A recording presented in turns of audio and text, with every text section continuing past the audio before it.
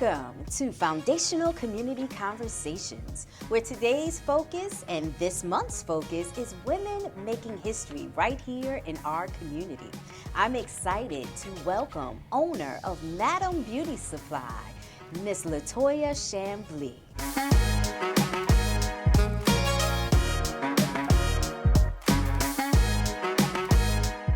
You are currently, to the best of my knowledge, the only Black woman-owned beauty supply store in Hartford, Connecticut. Madam Beauty Supply has certainly received great press coverage and rave reviews, but for many people, especially women, this is seen as a leap of faith, courage, and quite frankly, leadership. Tell us a little bit about your journey and why this venture has been so important to you. Welcome to Foundational Community Conversations. I'm excited to welcome Miss Latoya Chamblee, owner of Madam Beauty Supply, right here in Hartford, Connecticut. Welcome, Latoya. Thank you for having me. Absolutely. Tell us a little bit about yourself and your business and who you are in the community. I am Latoya Chamblee. I'm a licensed cosmetologist. I am owner of Madam Beauty Supply. I love hair. I do a lot. I have 2 kids, I do art, I do hair, I do cooking, I do it all. So I do a little bit of everything. Wow. So I actually did a little research and I found out that you are currently the only Black woman-owned beauty supply right here in Hartford. So first and foremost, congratulations, because you are making history. Thank you very much. It's weird. It's just weird. So tell me a little bit about that journey and that venture. What made you decide to do that? We often talk about trailblazers in history, especially women. And so I imagine that had to be a very bold step. So what made you do that? It was very bold and risky, something that I am not anymore. But my husband is a major in business, so he's the business aspect. I am the cosmetologist, the hair aspect, and when it mixes together, it comes out good. So it came out really great. A lot of our businesses and our hair salons and beauty supplies are owned by Asians, as you know, and we're the best to do it, So we did it, and it's working out really good. We're almost on our 4th year, so congratulations. Now, as a woman in this industry, what have you found to be some of your biggest challenges? I would have to say the biggest challenge I see in my business is support. People supporting each other all around the big towns. I'm from Middletown, Connecticut, and then I'm new in Hartford. Well, not new. I've been a cosmetology teacher here in East Hartford and Hartford for about 8 years. So I got to know a lot of people, but a lot of people still don't support. Wow. So, and why do you think that is? From where I'm from in Middletown, it's the way they look at Hartford sometimes.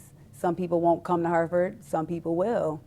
And that's how you pick your bubble, because you know who supports you is who you support. So and so let me ask a deeper question. What do you think that we can do to change that? I mean, you are an entrepreneur, a woman obviously handling her business, literally, right? Making a change and an impact in the community, because these young girls, these community members, they're looking at you and saying, wow, she did this, and how can I do this? So how do we change that narrative so that the conversation begins to be different, and that we're finding more support, especially for our women-owned businesses in the community?